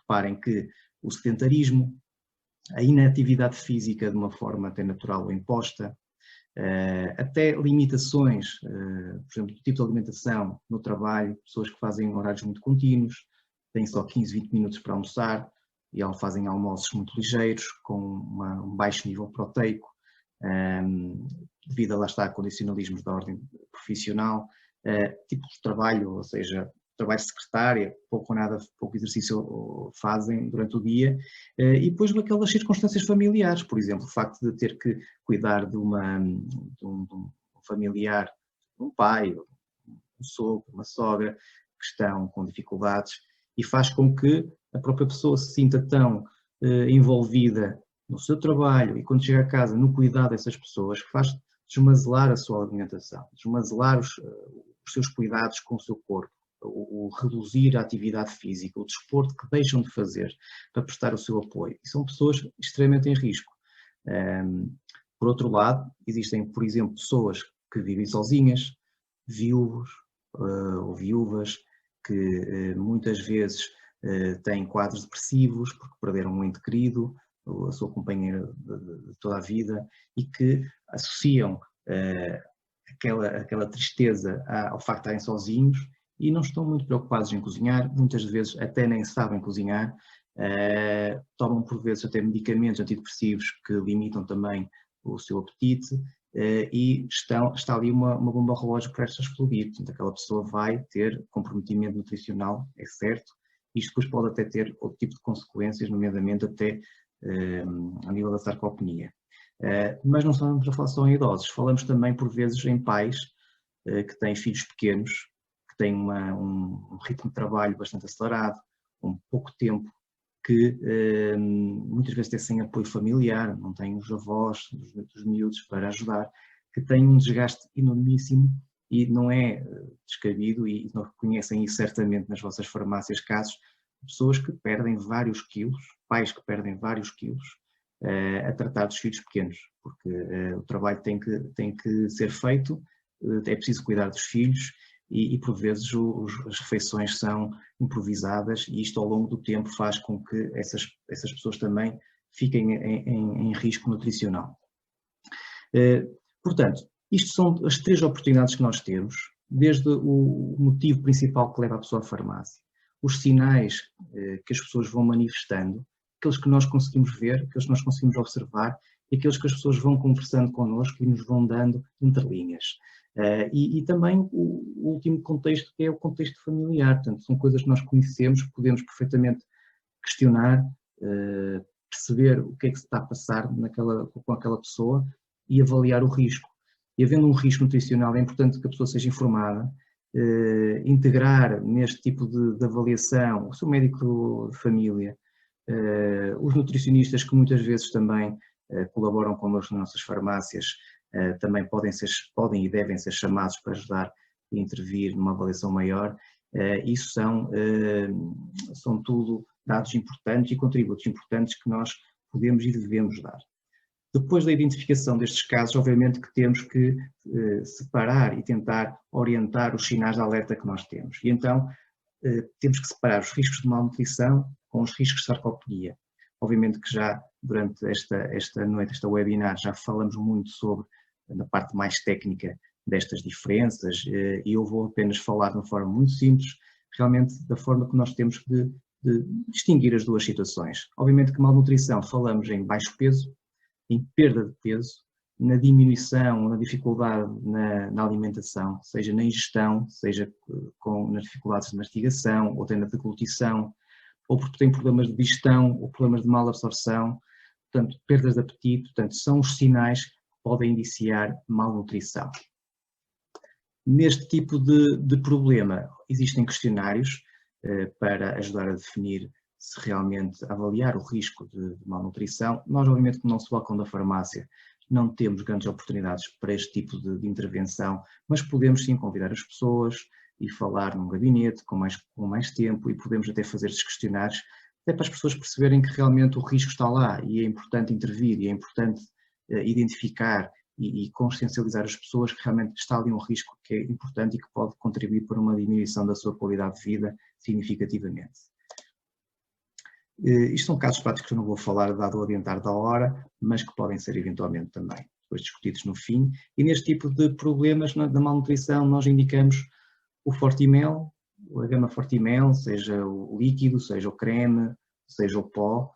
É importante lá estar a partilhar a decisão em função da necessidade e também das preferências do utente.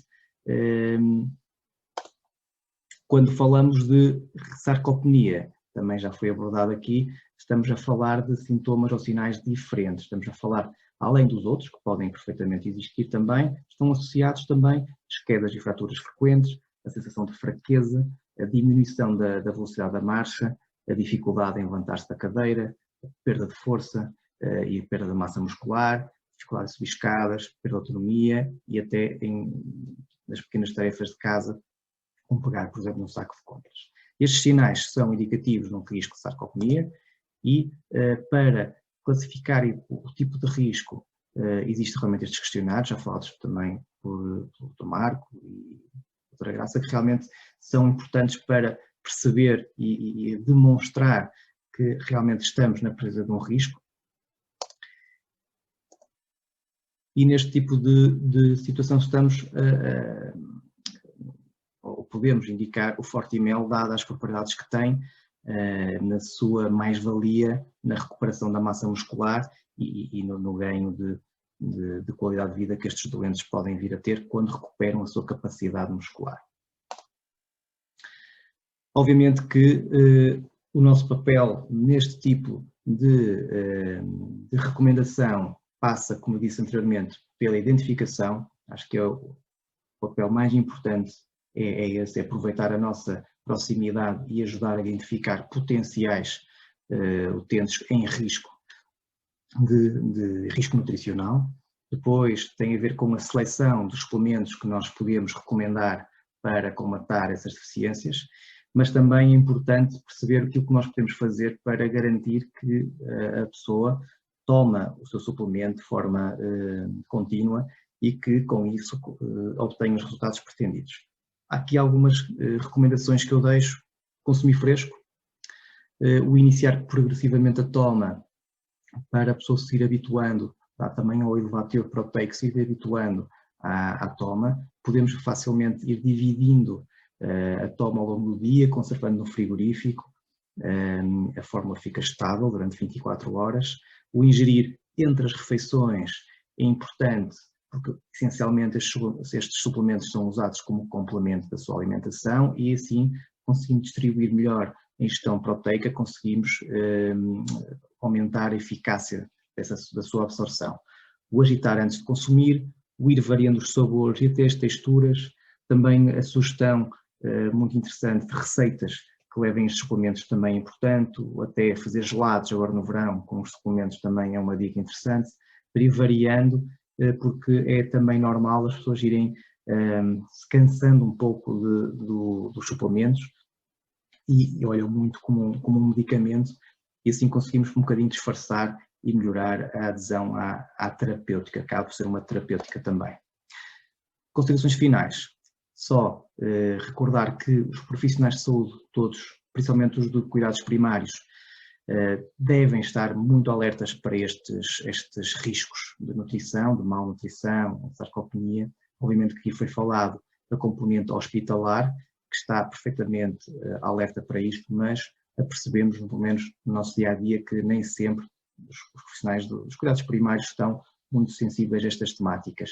E nós estamos lá próximos, estamos próximos das pessoas, temos a capacidade e a oportunidade, como disse há bocado, de identificar esses riscos e em conjunto com todos os profissionais de saúde, com os nutricionistas, com os médicos de família, com os utentes, que é importante envolvê-los nisto tudo, poder interferir e poder interferir, neste caso, positivamente na melhoria da sua condição de saúde. Obviamente que nós, farmacêuticos, devemos ter esta preocupação, não ter medo de fazer as perguntas, não ter medo de recomendar, porque isto, o ganho é sempre a mais-valia e realmente as pessoas, quando percebem a mais-valia que têm, sentem-se agradecidas e isso faz com que também a nossa profissão seja apreciada pelas pessoas, porque realmente conseguimos ajudar a melhorar os seus índices de saúde. Por fim, para terminar, dizer só que cada utente que entra nas nossas farmácias é uma oportunidade que temos para fazer a diferença enquanto profissionais de saúde. É importante que esta mensagem fique e com isto termino agradecendo e ficando disponível para qualquer pergunta que surja. Muito obrigado.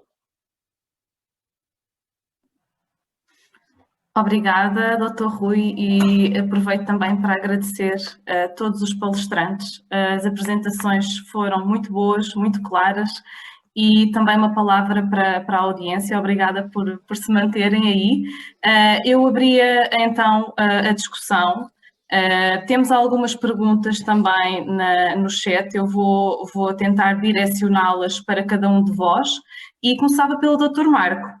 Dr. Marco, temos falado muito sobre sarcopenia, que é uma doença e, portanto, deve ser encarada e tratada como tal, e que aparece muitas vezes associada ao idoso.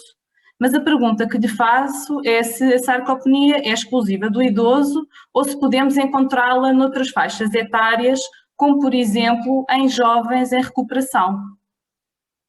Sim, a resposta é sim. Portanto, temos como primeiro fator, o principal fator de risco, a idade.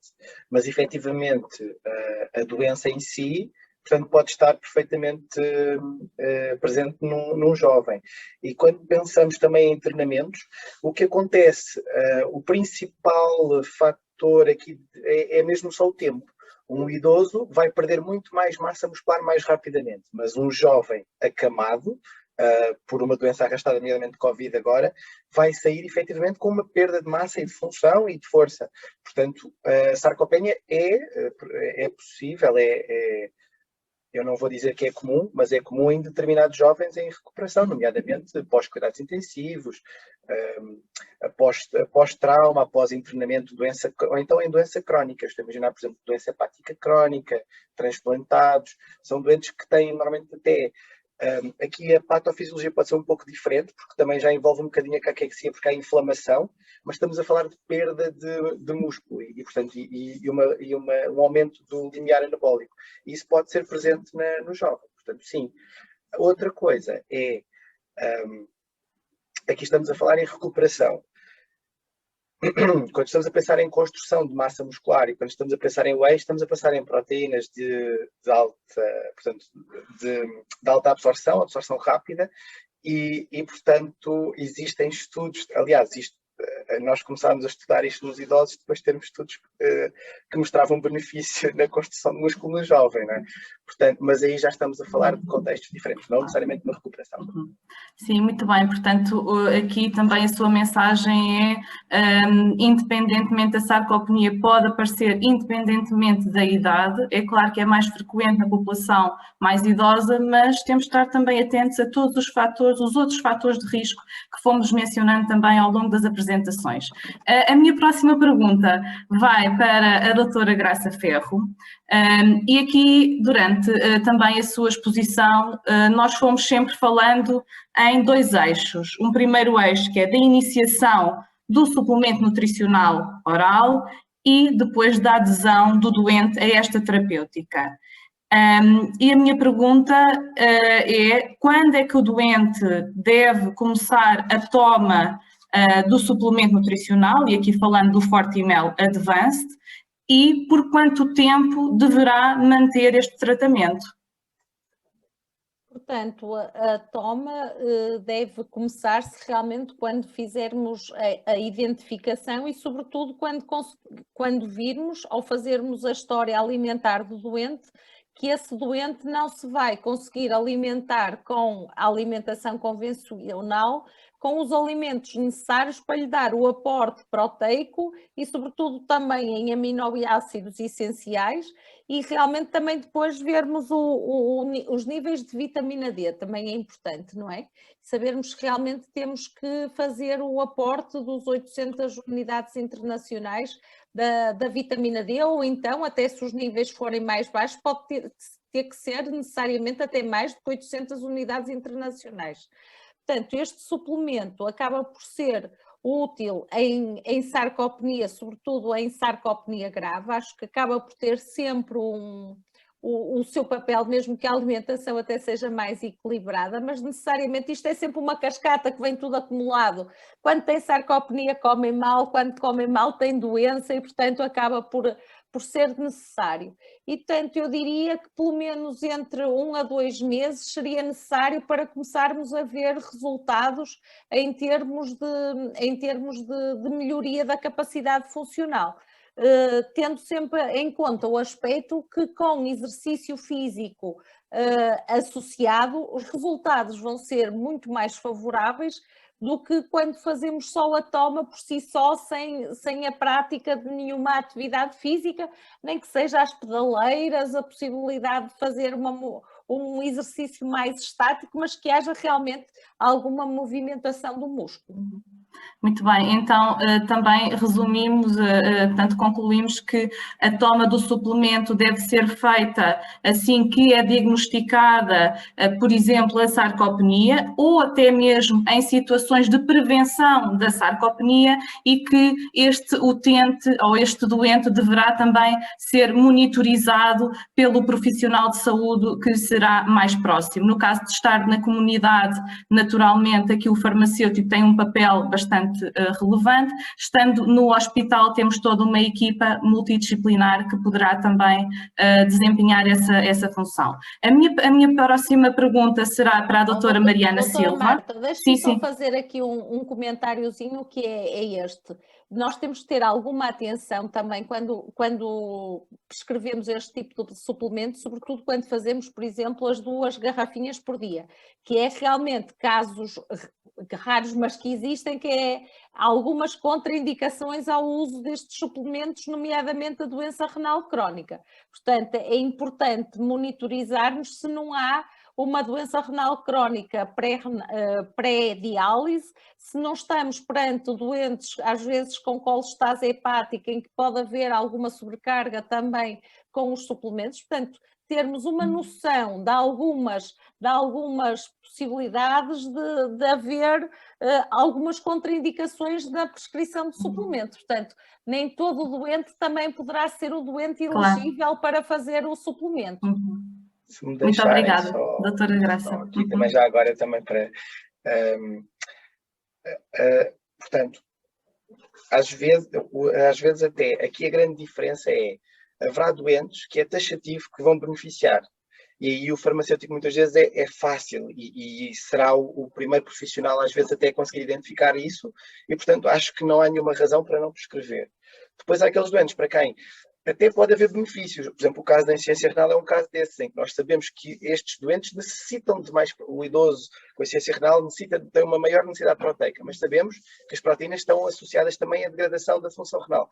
Portanto, a monitorização aí terá de ser feita por outro profissional e a prescrição por outro profissional, mas a identificação do doente e a referenciação do doente para o profissional correto, eu acho que isso é mesmo o papel do farmacêutico. Claro que sim. Sim, sem dúvida. Portanto, aqui o farmacêutico será também na comunidade um profissional de primeira linha de intervenção e naturalmente que os casos mais graves deverá referenciá-los para os especialistas, para o nutricionista ou para o médico.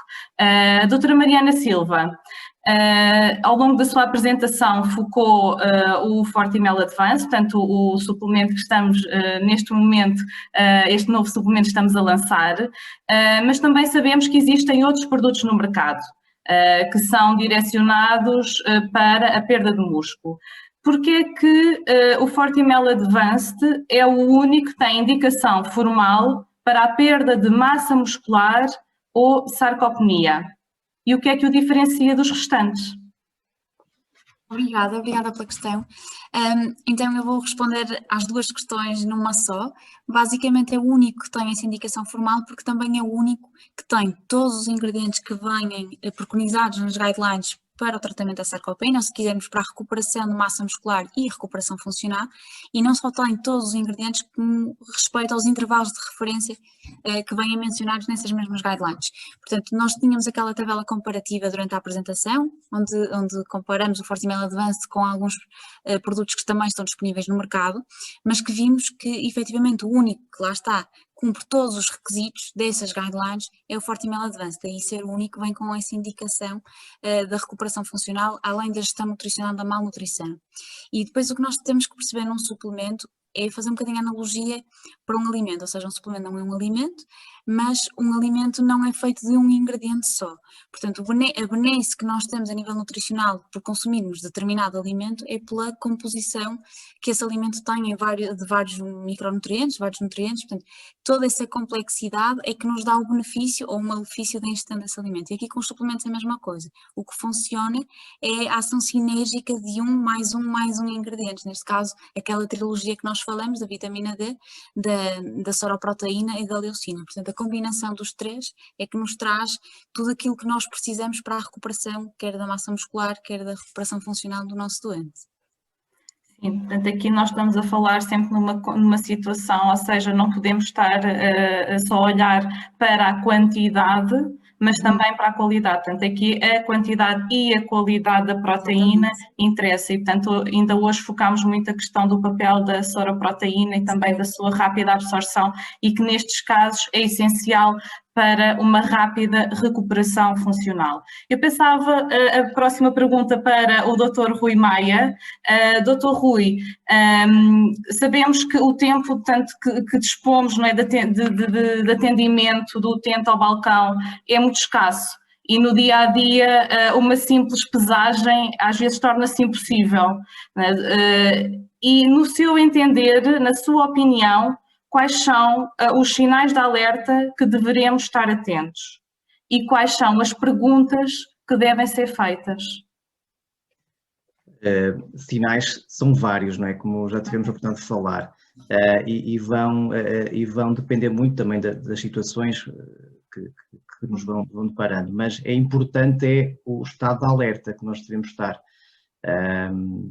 As situações não nos aparecem por antecipação, ou seja, nós não sabemos o que é que nos vai acontecer, não é? No nosso dia-a-dia.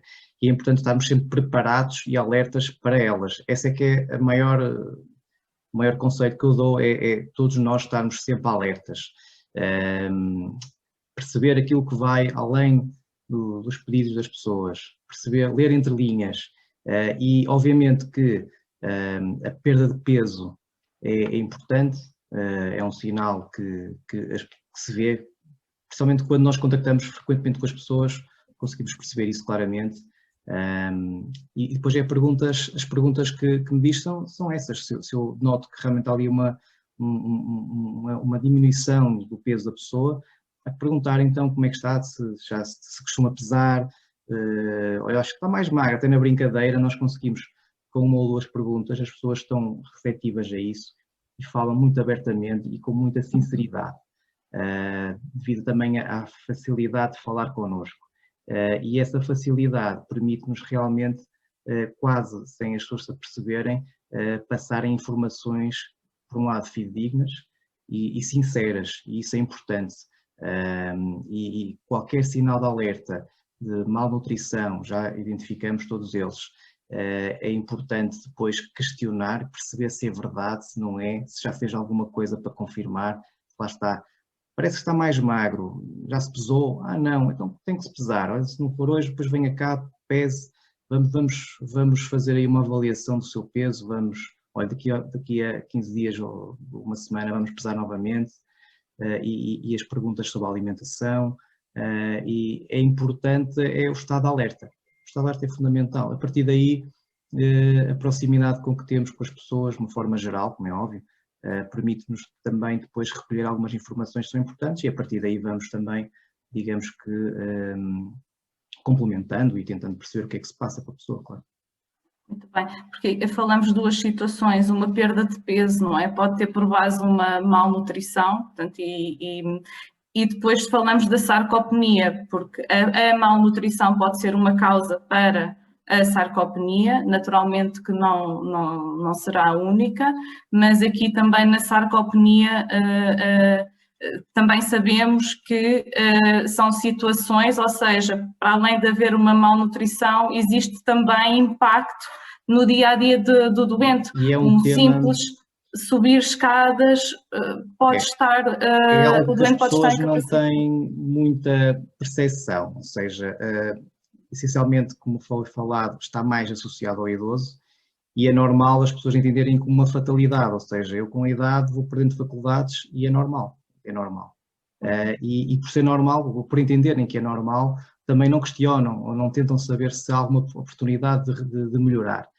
E aí sim, lá está, é a atenção com que nós temos de estar às pessoas, para perceber se realmente essa diminuição da sua atividade é realmente normal ou expectável. Obviamente que não teremos as armas para identificar isso tudo, nem é o nosso objetivo, mas é o encaminhamento, portanto, a identificação das situações e o encaminhamento e a referenciação daquela pessoa, o conselho de, por exemplo, procurar o seu médico de família, alertar para isso, olha que já estou realmente com fragilidade a nível muscular, já não consigo subir as escadas, já tenho dificuldade em carregar os sacos do supermercado, e o meu farmacêutico disse-me que realmente, para falar nisto, portanto, é para relembrar a importância que esses pequenos sinais têm, para também chamar a atenção do assunto, não só para a própria pessoa se consciencializar que realmente pode estar ali com uma doença ou com menos num estado mais debilitado,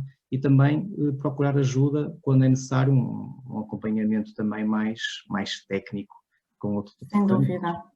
Sim, eu penso que toca aqui numa questão fundamental e que nós ao longo da apresentação temos também salientado, que é a sarcopenia, esta perda de funcionalidade, esta fragilidade, é uma doença e, portanto, deve ser diagnosticada e deve ser encarada como tal, porque muitas vezes o que acontece é que ela é negligenciada e não é tratada, e, portanto, não sendo tratada, o doente vai sempre piorando.